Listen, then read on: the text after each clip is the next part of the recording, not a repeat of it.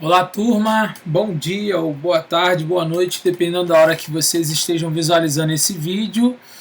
Eu dou início agora nesse momento, né, conforme eu tinha mencionado para vocês, o processo de explicação aí do conteúdo, né, de revisão, para que vocês possam ter uma margem de estudo mais direcionado para a nossa avaliação prevista para a próxima quinta-feira, né, dia 4, se eu não me engano, isso mesmo, dia 4 do 3, às 9 horas da manhã, tá bom? Então vamos lá, vamos dar sequência aqui. Então, primeira coisa, só para que a gente não possa esquecer, vou deixar essa informação, né, a nossa avaliação, tá?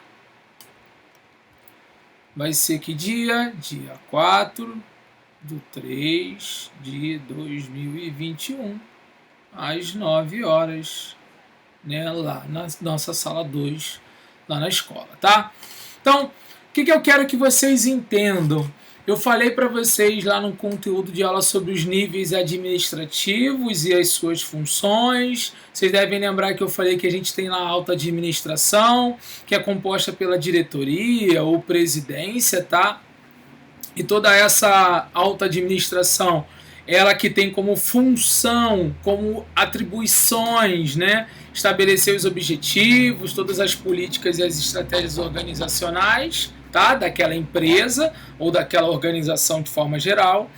Também a questão da implementação das tarefas administrativas pela própria coordenação, isso é feita pela gerência, né? Ali são os gerentes que têm, de uma certa forma, como função, né, transformar esses conceitos, essas ideologias, né, tudo isso que tem um campo de visão mais estratégico em planos, né, mais específicos, para que se tornem planos de trabalho, tarefas administrativas que possam ser realizadas pelo pessoal da administração e seja supervisionado pela equipe de supervisão, pela equipe ali que tem um trabalho mais de acompanhamento dessa equipe operacional, tá bom? Aí, quais são esses níveis, né? O nível estratégico, que corresponde a essa alta administração, ela determina os objetivos de longo prazo, né? A direção da organização como um todo, né? O nível tático, que corresponde a toda a média administração, mas que de uma certa forma coordena e decide como é que serão realizadas as atividades. E o nível operacional, que é a supervisão, que vai coordenar essas atividades que foram pré-estabelecidas pelos gerentes e que, de uma certa forma, ali, o nível operacional, que é a supervisão, ela vai, de uma certa forma, orientar toda a equipe no dia a dia, tá? Um acompanhamento no dia a dia. Aí aqui eu coloquei os níveis administrativos, né? Aqui é mais ou menos aquela questão, não vai cair, mas só para que vocês possam entender, que é o planejamento, organização, direção e controle, o percentual com que cada um desses níveis trabalha em cima das funções administrativas, tá? Aí o que eu quero que vocês entendam são as habilidades, e é essas 3 habilidades aqui que, de uma certa forma, são contempladas dentro daqueles níveis hierárquicos, mas obviamente que cada uma delas tem uma maior preponderância. Por exemplo, as habilidades técnicas, todas as 3, tá? Então vou até grifar aqui, ó. Opa.